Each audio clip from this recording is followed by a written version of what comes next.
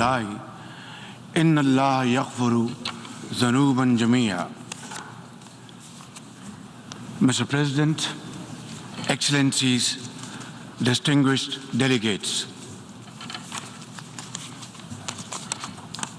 as I stand here today to tell the story of my country, Pakistan, my heart and mind have not been able to leave home.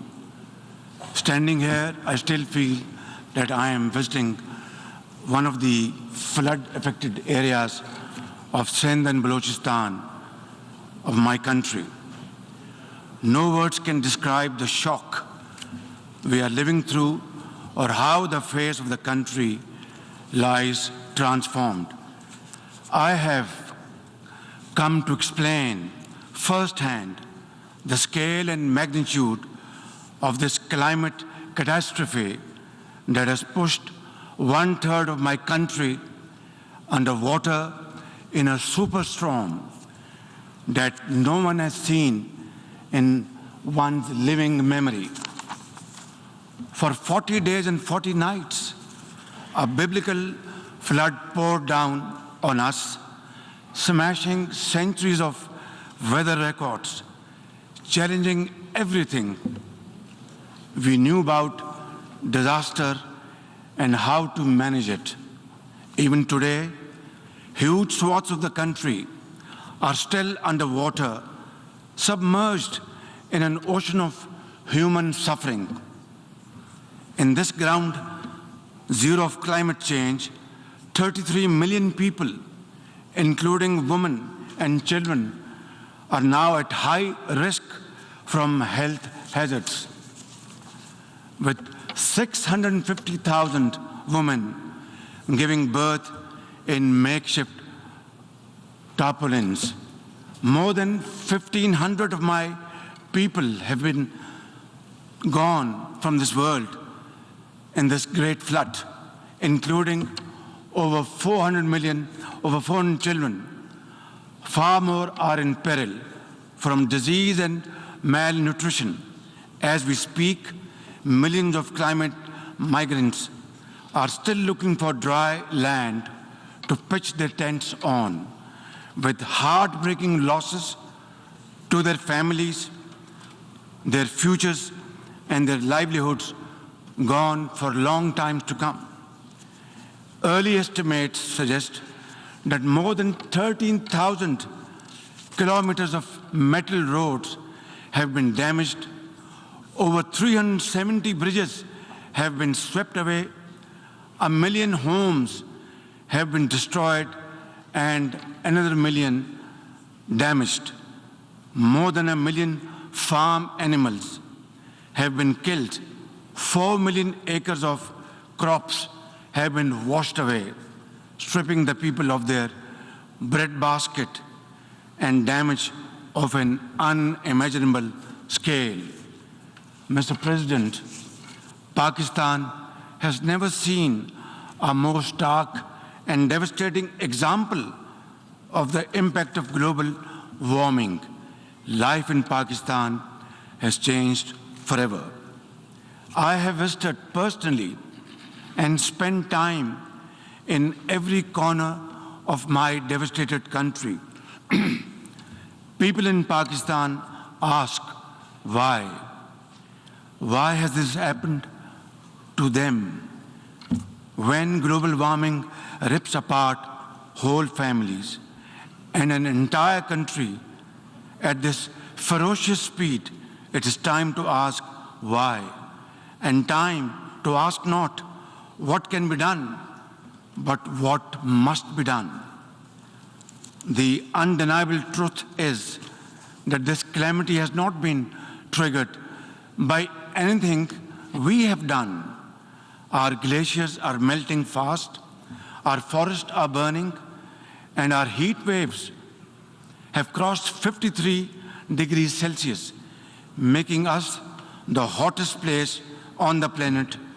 And now, Mr. President, now we live through an unprecedented monster monsoon.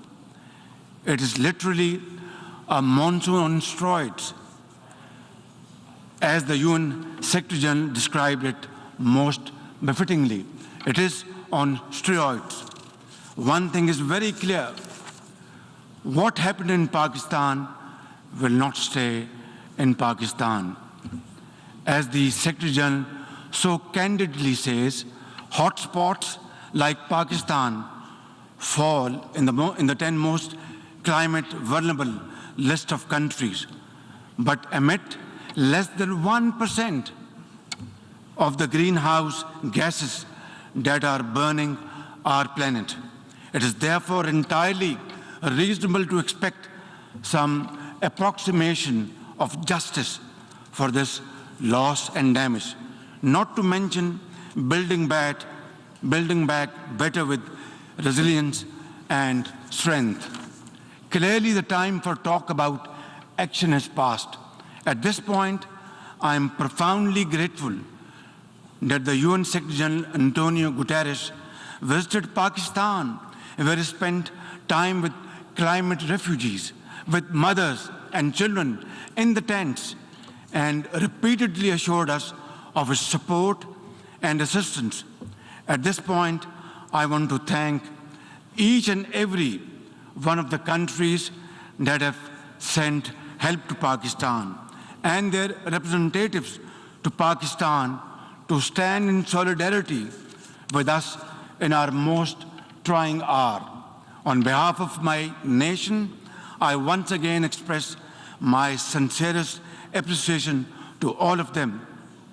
Excellencies, the impacts on the health and wealth of my country are beyond calculation at this point. So my real worry is about the next stage of this challenge, when the cameras would have gone or left this August Assembly and the story just shifts away to conflicts like the Ukraine. My question is, will we be left alone, high and dry, to cope with a crisis which we did not create, not of our doing? Where from and how to begin with to rehabilitate and reconstruct after the rescue and relief effort, which is still going on for 12 long weeks? For many of the lives we have saved, the future is dimmed by new fragility, lost homes, decimated livelihoods, deluged croplands, permanent food insecurity, and exposure to uncertain futures. Some 11 million people will be pushed further below the poverty line, while others will drift to cramped urban shelters, leaving little room for climate-smart rebuilding. Mr. President, for now, we have mobilized all available resources at our domain, squeezing resources from left and right towards the national relief effort, and repurposed all budget priorities, including development funds, to the rescue and first-order needs of millions, cash transfers to the most affected 4 million women, heads of household, had begun weeks ago via our social security program, the Benazir Income Support Program. It has been established in the name of former late Prime Minister Benazir Bhutto, and her son is our foreign minister today. 70 billion rupees, or almost $300 million from our own pocket, we are spending on this program. But at this point, the gap between our urgent needs and available resources is increasing by the day and amplified by the sheer unprecedented scale of this disaster. Our manpower and resources are totally overwhelmed and overstretched. The question to raise here is quite simple. Why are my people paying the price of such high global warming through no fault of ours. We have no contribution in this. Nature has unleashed her fury on Pakistan without looking at our carbon footprint, which is next to nothing. Our actions did not contribute to this. The dual cost of global inaction and climate injustice are having a crippling effect on both our treasury and our people, right here, right now, over there. Mr. President, this is going to be a long haul, and under these most trying circumstances, hope is the best enemy of darkness. And Pakistanis are known to be exceptionally resilient people. For my part, I am fully committed, fully geared to fighting this battle for our survival in the tents, in the trenches with my people until we have rebuilt Pakistan to face the growing challenges of this century. It is high time we took a pause from the preoccupations of the 20th century to return to the challenges of the 21st century. The entire definition of national security has changed today, and unless the leaders of the world come together to act and act now on an agreed common agenda, there will be no earth to fight wars over. Nature will be fighting back, and for that, humanity is no match at all. Mr. President, Pakistan's urgent priority right now is to ensure a rapid economic growth and lift millions out of poverty and hunger. To enable any such policy momentum, Pakistan needs a stable external environment. We look for peace with all our neighbors, including India. Sustainable peace and stability in South Asia, however, remains contingent upon a just and lasting solution of the Jammu and Kashmir dispute. At the heart of this long-standing dispute lies the denial of the inalienable right of the Kashmiri people to self-determination. India's illegal and unilateral actions of 5th August 2019 to change the internationally recognized disputes of Jammu and Kashmir and to alter the demographic structure of the occupied territory further undermined the prospects of peace and inflamed regional tensions.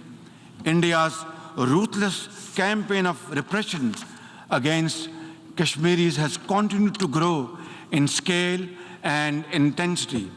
In pursuit of this heinous goal, New Delhi has ramped up its military deployments in occupied Jammu and Kashmir to 900,000 troops, thus making it the most militarized zone in the world. The serial brutalization of Kashmiris takes many forms: extrajudicial killings, incarceration, custodial torture and death, indiscriminate use of force, deliberate targeting of Kashmiri youth with pellet guns, and collective punishments imposed on entire communities. In a classic settler colonial project, India is seeking to turn the Muslim-majority Jammu and Kashmir into a Hindu territory through illegal demographic changes. Millions of fake domicile certificates have been issued to non-Kashmiris. Kashmiri land and properties are being seized. Electoral districts have been gerrymandered, and over 2.5 million non-Kashmiri illegal voters fraudulently registered. All this is in blatant violation of Security Council's resolutions and international law, particularly the 4th Geneva Convention. For our part, the Pakistani people have always stood by our Kashmiri brothers and sisters in complete solidarity and will continue to do so no matter what, until their right to self-determination is fully realized in accordance with the relevant UN Security Council resolutions.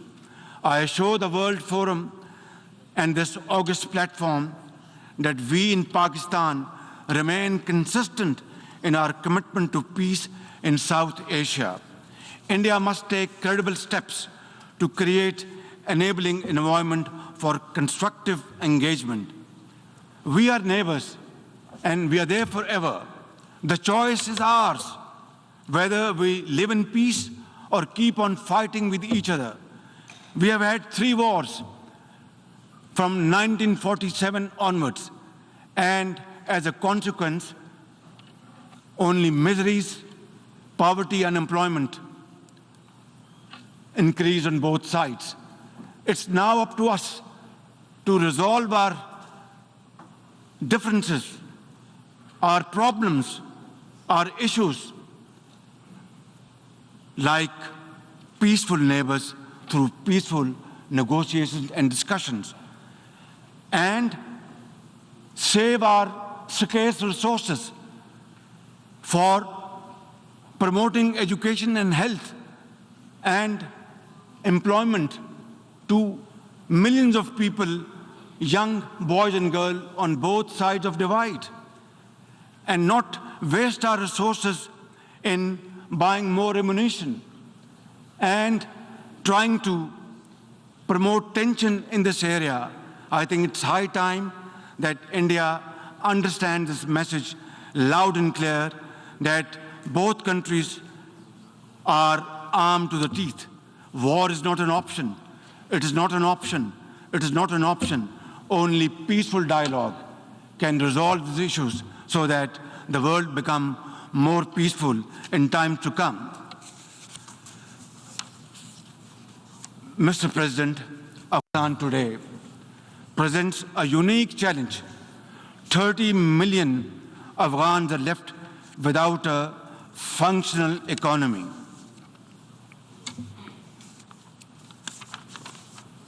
And banking system that allows ordinary Afghans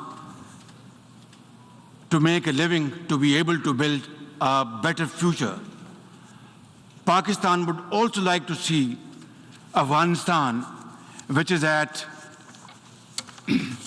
peace with itself and the world, and which respects and nurtures all its citizens without regard to gender, ethnicity, and religion. Pakistan is working to encourage respect for the rights of Afghan girls and women to education and work. Yet, it is at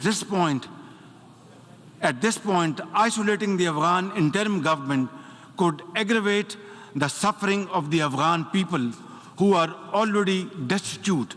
Constructive engagement and economic support are more likely to secure a positive response. A peaceful, prosperous, and connected Afghanistan in our collective interest. As a neighbor, Pakistan has a vital stake in peace and stability in Afghanistan. We have led the humanitarian efforts to help our Afghan brothers and sisters. We must avoid another civil war, a rising terrorism, drug trafficking, or new refugees, which none of Afghanistan's neighbors are in a position to accommodate. Pakistan urges the international community to respond in a positive way to the UN Secretary General's appeal for $4.2 billion in humanitarian and economic assistance to Afghanistan. Release Afghanistan's financial reserves, essential to revive its banking system. Pakistan shares the key concern of the international community regarding the threat posed by the major terrorist groups operating from Afghanistan, especially ISIL-K and Tehreek-e-Taliban Pakistan, as well as Al-Qaeda, ETIM, and IMU. They all need to be dealt with effectively and comprehensively, with the support and cooperation of the interim Afghan authorities. In turn, the international community should address Afghanistan's dire humanitarian needs. Mr. President, Pakistan strongly condemns terrorism in all its forms and shades and manifestations. Terrorism does not have a religion, ladies and gentlemen. It is based on dogma, fueled by poverty, unemployment, deprivation, injustice, and ignorance, and fanned by vested interests. Pakistan is the principal victim of terrorism. Over the last 2 decades, we have suffered more than 80,000 casualties and over $150 billion in economic losses due to terrorist attacks. Our armed forces, with the support of our people, mothers, traders, students, teachers, engineers, doctors, have broken the back of terrorism within Pakistan, yet we continue to suffer terrorist attacks from across our borders, sponsored and financed by our regional adversary. We are determined to defeat such cross-border terrorism. And I must say loud and clear that the amount of sacrifices Pakistan has made to defeat terrorism over the period of time has been unprecedented in the contemporary history of Pakistan. I tell often to my friends, if you see somebody, a mother or a child or a boy limping on the streets of Pakistan, maybe he was a victim of terrorists years back. That is the kind of sacrifice Pakistan has paid. Our generals, our soldiers, our doctors, mothers, teachers, students, and traders, they all paid their lives for Pakistan's well-being and defeated terrorism. And this peace which was restored back in Pakistan after great sacrifices is not only for Pakistan, it is a peace for global countries and global community. And we are very proud of it. And this is the biggest manifestation of our commitment, our concern, and our continued efforts to defeat terrorism wherever it is. Mr. President, Islamophobia is a global phenomenon. Since 9/11, suspicion and fear of Muslims and discrimination against them have escalated to epidemic proportions. The officially sponsored campaign of oppression against India's over 200 million Muslims is the worst manifestation of Islamophobia. They are subjected to discriminatory laws and policies, hijab bans, attacks on mosques, and lynchings by Hindu mobs. I am particularly concerned by the calls for genocide against India's Muslims by some extremist groups. Earlier this year, this Assembly adopted a landmark resolution introduced by Pakistan on behalf of the OIC, designating 15th March as the International Day to combat Islamophobia. It's my sincere and ardent hope that this should lead to concrete measures by the UN and member states to combat Islamophobia and promote interfaith harmony. Mr. President, Pakistan is deeply concerned by the numerous conflicts across the Middle East, including in Syria and Yemen. We support all possible efforts to promote their peaceful resolutions.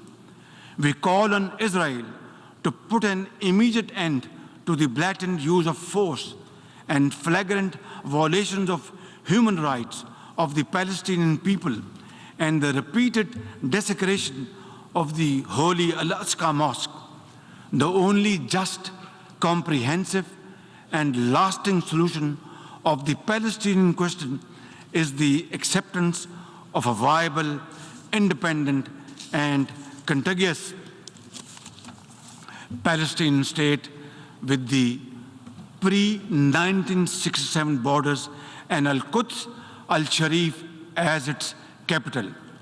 Mr. President, the Security Council and the General Assembly must be empowered to play their respective roles under the UN Charter.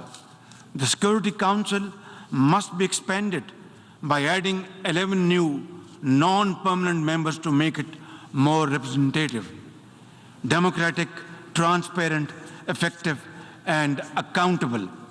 Adding new permanent members will paralyze the Council's decision-making, enlarge its representational deficit, and create new centers of privilege in violation of principle of sovereign equality of member states.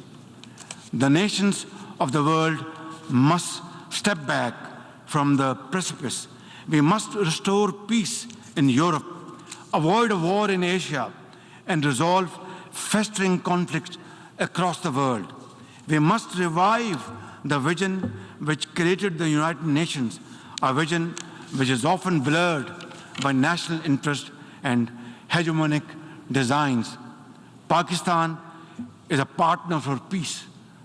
But, Mr. President, peace can only be ensured and guaranteed when rights of communities who have been suffering over decades and subjugated over decades get their freedom, earn their freedom, and are respected.